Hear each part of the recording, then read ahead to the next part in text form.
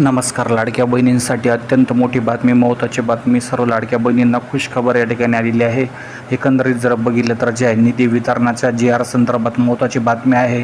फेब्रुवारीचा हप्ता आता लवकरच बँक खात्यावर ट्रान्सफर होणार आहे. काय बातमी आहे डिटेलमध्ये बघूयात. सर्वांनी व्हिडिओला शेवटपर्यंत बघा. चॅनलवर नवीन असेल तर सबस्क्राईब करा, व्हिडिओला लाईक करायला विसरू नका. सध्या जर बघितलं तर राज्य सरकारने फेब्रुवारी 2026चा 1500 रुपयाचा हप्ता लवकरच वितरित करण्याचा मोठा निर्णय घेतला आहे.